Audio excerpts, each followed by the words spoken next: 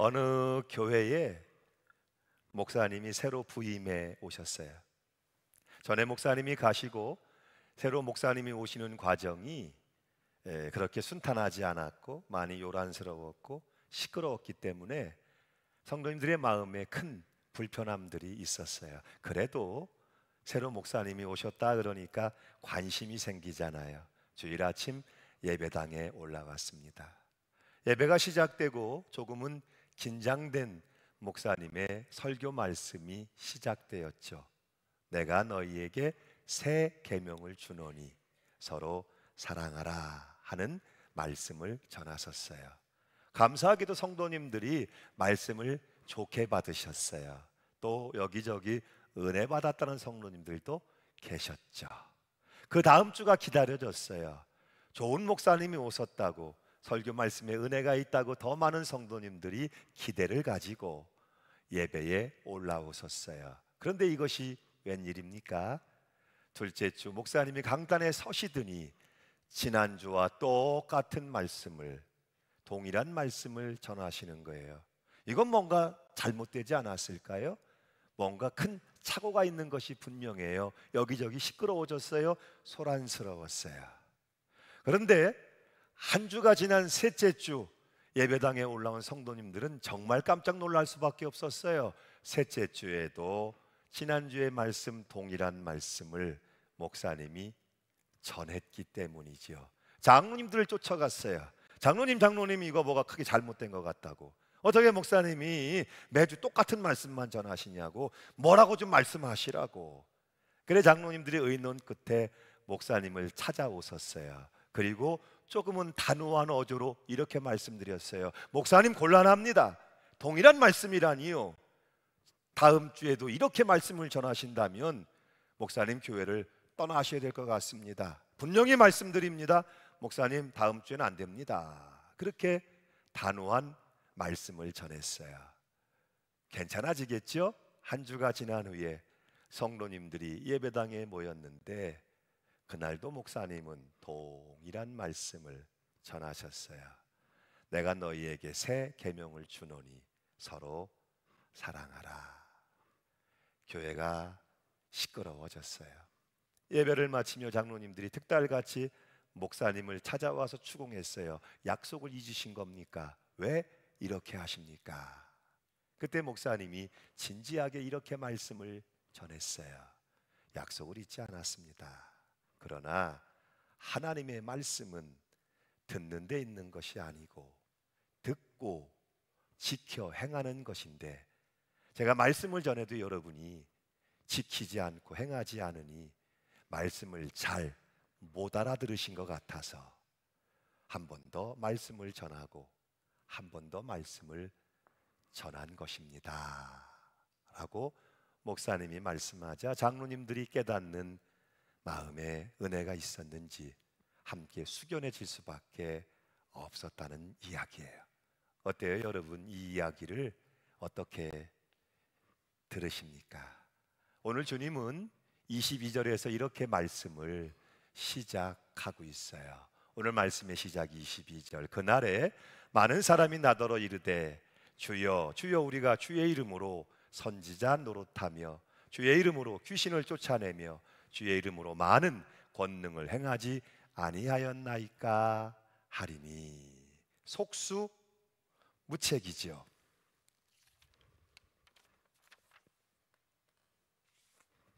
속수무책일 수밖에 없어요. 거의 완벽합니다. 속아 넘어가지 않을 재간이 없어요. 왜냐하면 주님의 이름으로 행하고 있기 때문이에요. 그러나 주님은 단호하십니다. 모르겠다 하십니다. 이어진 23절 보시죠. 함께 읽습니다. 그때에 내가 그들에게 밝히 말하되 내가 너희를 도무지 알지 못하니 불법을 행하는 자들아 내게서 떠나가라 하리라. 내가 너희를 도무지 알지 못한다. 사람의 눈에 보이는 것으로는 대단해 보이고 훌륭해 보이고 화려해 근사해 보일지 모르지만 실상 그것은 본질적으로 주님과 상관이 없을 수도 있다는 것이죠. 하나님께 순종함이 맞는가? 하나님께 순종함이 아닐 수도 있다는 것이죠. 그래서 주님은 열매를 보아야 한다고, 열매에 집중해야 한다고 말씀해 주고 계시는 거예요. 사실 이 문제는 의외로 단순한 문제일 수도 있어요.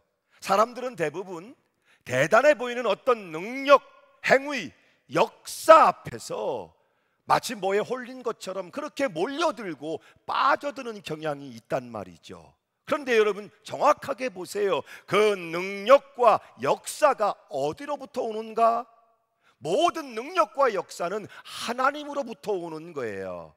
그런데 마치 자기로부터 온 것처럼, 자기가 행하는 것처럼 자기를 위하고 주장하고 드러내는 것이라면 그것은 거짓일 수밖에 없다는 거예요. 그것이 교회적인 신앙이든 개인적인 신앙이든 마찬가지라는 것이죠. 크기, 숫자, 화려함, 그거에 속으면 안 돼요. 크기, 숫자, 화려함, 그것보다 중요한 것은 그것이 지금 어디를 향하는가, 방향성이고 그것이 무엇을 향하는가, 열매가 중요하다는 것이죠. 어디를 향하는가, 무엇을 향하는가, 그런 가운데 가장 중요한 것은 그 신앙생활을 통해서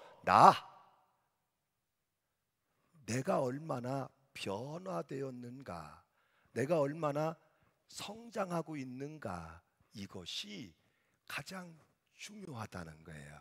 실제적인 삶과 무관한 자기를 위하고 만족, 욕심을 추구하는 그리스도인만 만들어내는 것이라면 그것은 크게 정말 잘못된 것일 수밖에 없다는 것이죠. 그래서 오늘도 우리는 스스로에게 물어보아야 한다는 거예요. 나는 어떤 그리스도인입니까? 열매가 있습니까?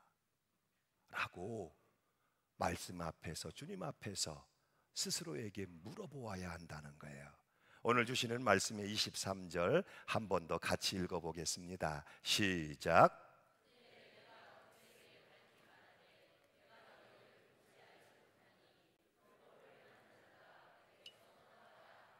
오늘 말씀이 주고 있는 도전이 바로 그것이 아니겠습니까? 주님을 평생을 믿노라 하였습니다. 주의 말씀으로 가르치기도 했고, 선포하기도 했고, 설교하기도 했고, 봉사하기도 했고, 심지어는 영적 권세를 행하며 귀신들을 쫓아내기도 했고, 병자들을 일으켜 세우기도 했지만 마지막 그 순간 하나님께서 나를 모른다 하실 수 있다는 이 사실이, 내가 너를 도무지 알지 못하는데 하실 수 있다는 이 사실이 얼마나 두려운 일입니까?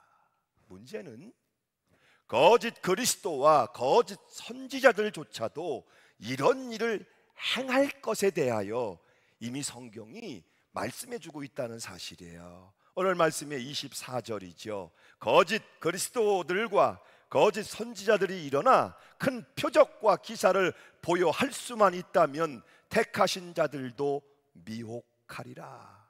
말세 교회 시대엔 거짓 그리스도, 거짓 선지자들이 상상도 할 수 없는 권세와 능력, 기적과 표적을 향해서 성도들의 눈을 가리고 마음을 흔들고 현혹하고 미혹해서 넘어지게 하는 일들이 일어난다는 거예요.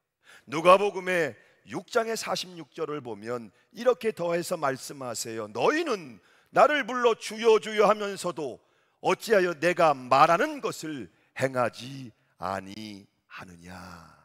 확실하게 분명하게 차이가 발견되죠. 말하는 것과 행하는 것. 오늘도 우리는 말할 수 있어요. 그리고 행할 수 있어요. 그 말하는 것과 행하는 것 사이에 있는 분명한 차이의 문제라는 것이죠.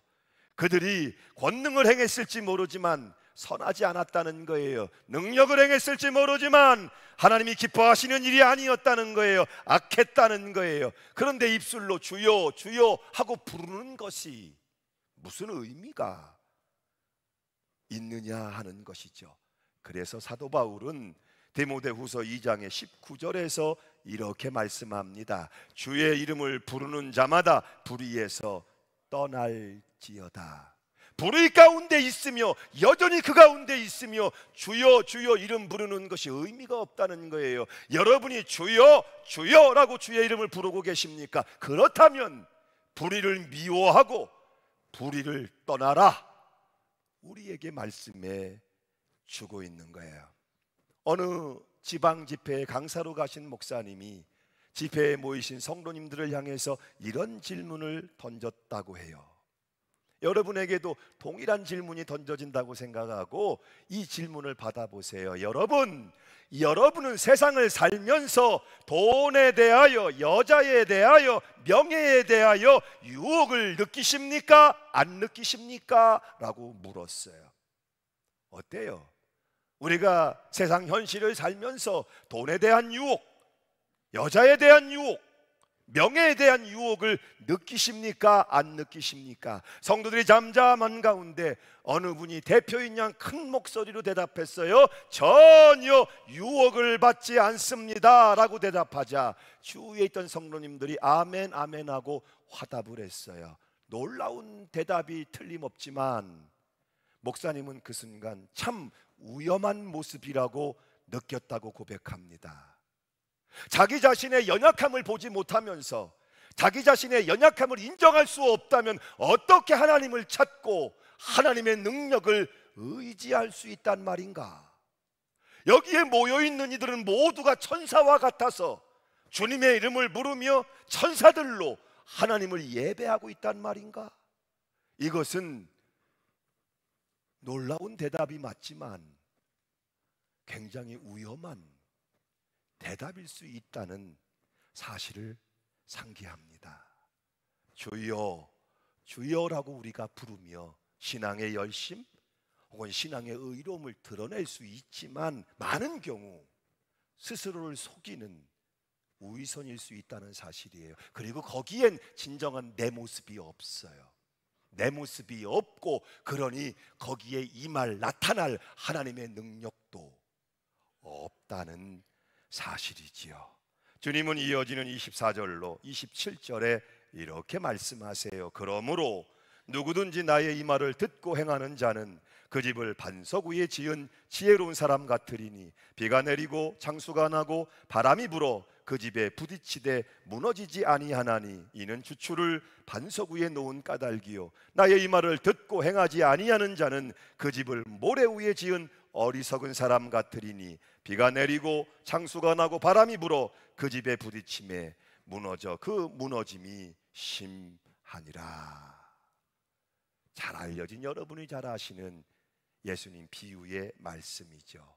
근데 이 비유의 말씀을 보면 전반부에서는 말하는 것과 행하는 것을 대조해서 말씀해 주셨고 후반부엔 조금 더 자세하게 주님 앞에서 말씀 앞에서 듣는 것과 행하는 것을 대비하며 말씀해 주고 계세요. 분명하죠. 이 말을 듣고 행하는 자가 있고 이 말을 듣고 행하지 아니하는 자가 있고 말씀을 듣고 행하는 자는 반석 위에 집을 짓는 지혜로운 사람 같을 것이요 듣고도 행하지 않는 자는 모래 위에 집을 짓는 어리석은 사람 같으리라고 주님이 말씀해 주고 계신 거예요. 근데 여러분 뭐가 어려운 거예요? 뭐가 문제가 되는 거예요?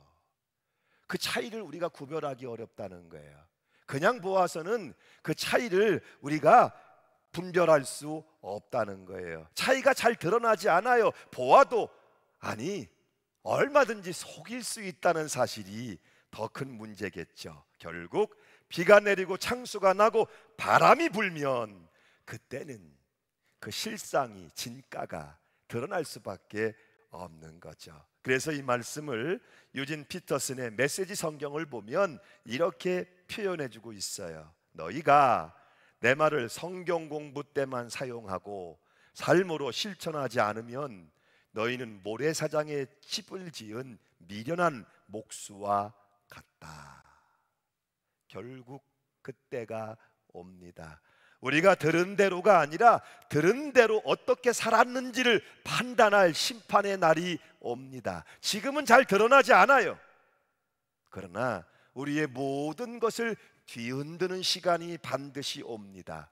어쩌면 여기에 하나님의 가장 큰 은혜와 축복의 원리가 담겨져 있는지도 몰라요. 반석 위에 집을 짓는다는 것, 지금 창수가 나기 때문이 아니잖아요. 지금 홍수가 지고 바람이 불기 때문에 반석 위가 아니면 안 돼, 반석 위에 짓고 있는 게 아니잖아요. 지금은 좋은 날이에요. 맑은 날이에요. 태평하고 평화로운 날이에요.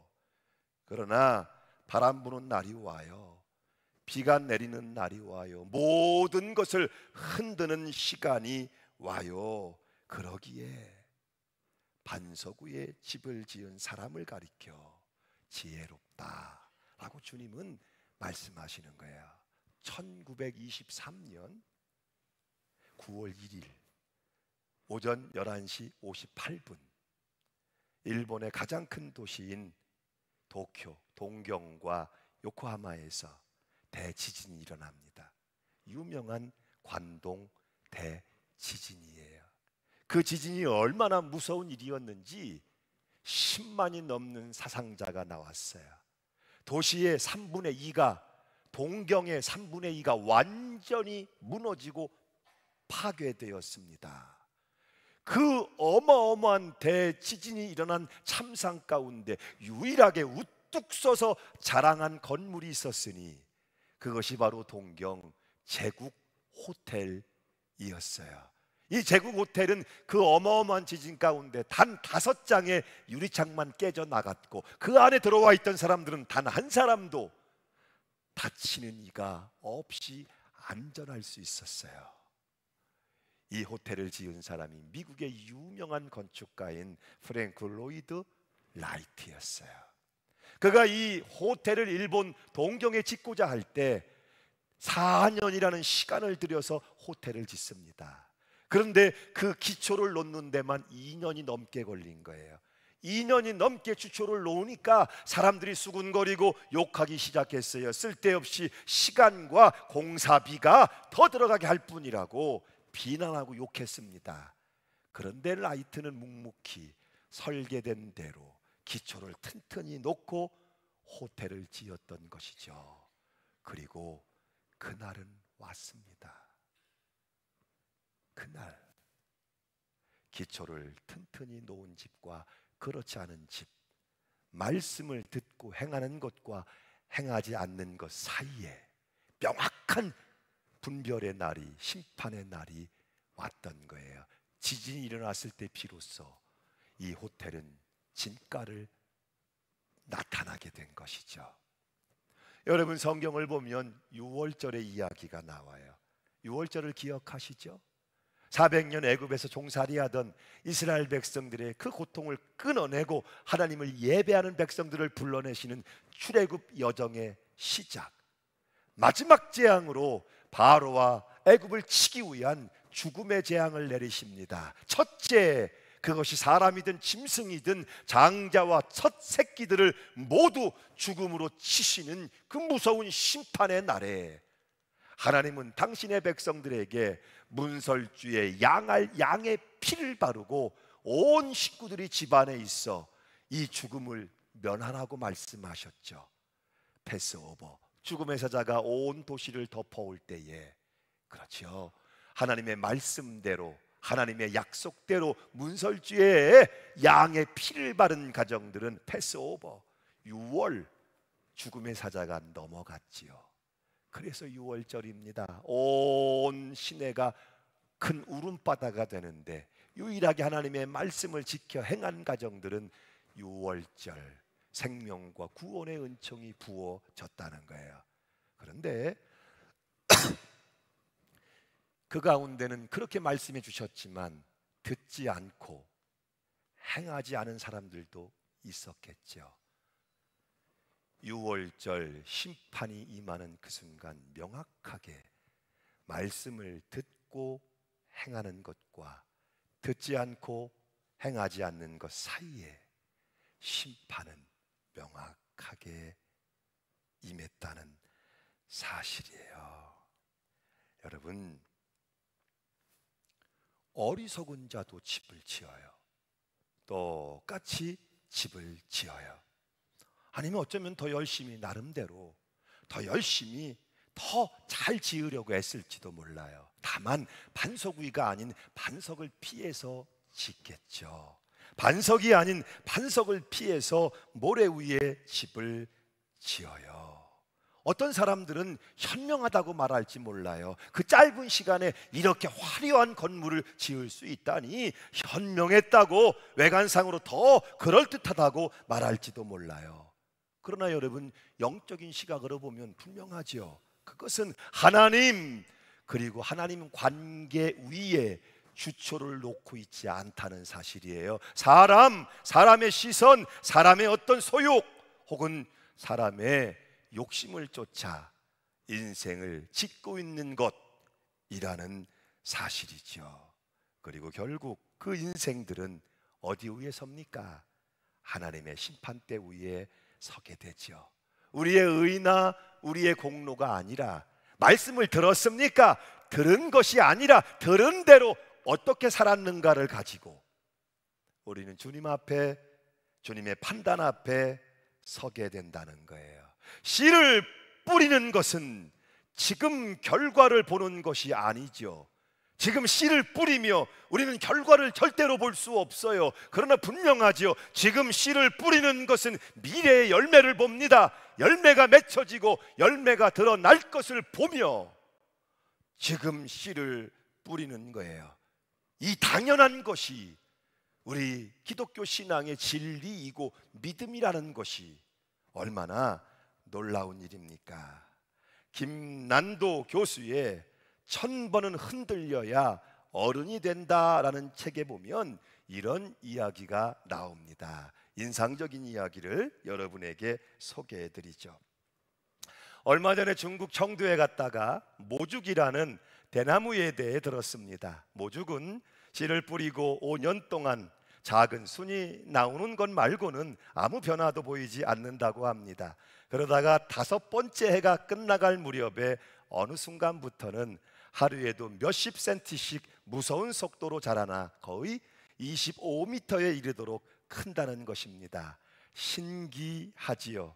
그러니까 모죽은 그 5년 동안 자라지 않았다는 것이 아닙니다. 땅속에서 뿌리를 키우며 도약을 위한 준비를 차근차근 하고 있었던 것이지요. 그리고 때가 오면 다른 어떤 식물보다 빨리 그리고 높이 커나갑니다. 우리는 저마다 기회를 기다립니다. 인생을 한 방에 역전시킬 수 있는 황금 같은 기회라면 더욱 좋겠죠.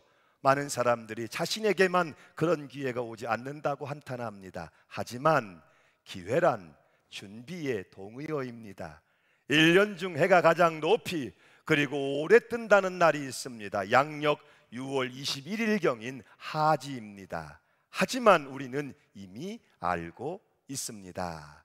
그날이 1년 중 제일 더운 날이 아니라는 것을요. 가장 뜨거워지는 날은 그 이후로도 태양이 계속 대지를 달구고 난 뒤인 8월 초순입니다. 자신이 최정점에 이른 6월 하진날에 가장 뜨겁지 않다고 태양이 섭섭해하거나 포기할 이유는 없습니다. 그러니까 아직 기회가 오지 않은 때가 실은 가장 좋은 기회입니다. 준비하세요. 모죽처럼, 태양처럼. 우리 인생의 어느 날이 가장 큰 축복이겠습니까? 하나님의 심판이 있고 그 심판 앞에 서는 날이 있다는 것이죠. 믿음으로 살았습니다. 힘쓰며 살았습니다. 오늘도 말씀을 듣고 듣는 이 말씀을 지키기 위해 씨름하며 애쓰며 살았습니다. 그런데 그대로 끝나지 않고 그 믿음으로 살고 말씀을 따라 산 삶이 하나님 앞에 서는 날이 있고 하나님의 위로와 베푸시는 하나님의 상을 받는 날, 그 심판이 있다는 것이 우리 믿음으로 사는 자들에겐 가장 큰 축복의 날일 수밖에 없는 것이죠.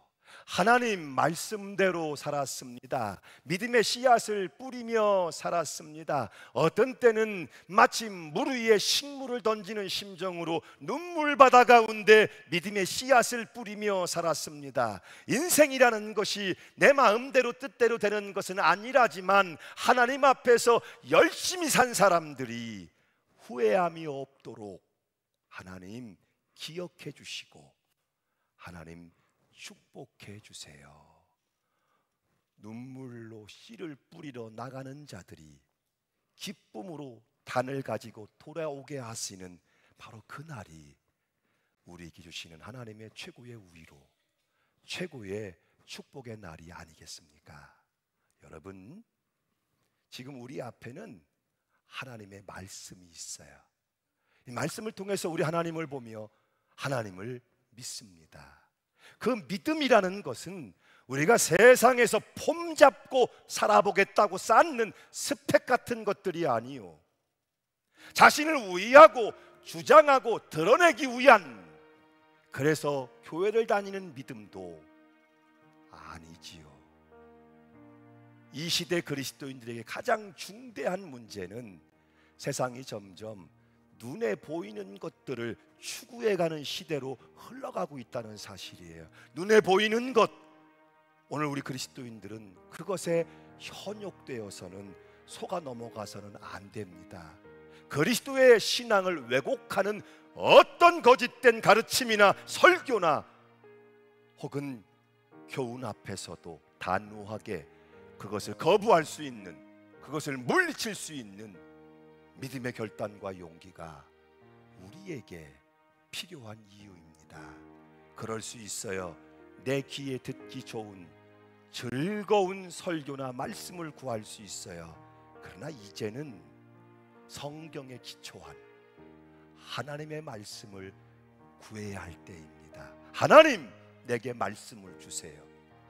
내게 하나님의 입에서 나오시는 성경의 말씀, 살아있는 말씀, 그 말씀을 내게 들려주시고 내게 전해주세요. 왜? 내 삶에 하나님 말씀의 씨앗이 믿음으로 심겨질 수 있도록, 이것이 오늘 주님이 우리에게 주고 계시는 메시지, 도전이 아니겠습니까? 25절은 우리에게 이렇게 말씀해주고 있어요. 그러므로 누구든지 나의 이 말을 듣고 행하는 자는 그 집을 반석 위에 지은 지혜로운 사람 같으리니 비가 내리고 창수가 나고 바람이 불어 그 집에 부딪히되 무너지지 아니하나니 이는 주초를 어디에 놓은? 반석 위에 놓은 까닭이요. 누가 그리스도인입니까? 나의 이 말을 듣고 행하는 자가 그리스도인입니다. 그리고 그것을 위해 애쓰는 삶에는 반드시 선하신 하나님의 아름다운 열매들이 맺혀질 것입니다. 왜냐하면 그것이 주님이 기뻐하시는 그리스도인의 삶이고 오늘 우리가 믿음으로 살아내는 복 있는 인생이기 때문이에요. 아멘. 일어나셔서 결단하며 찬송합니다.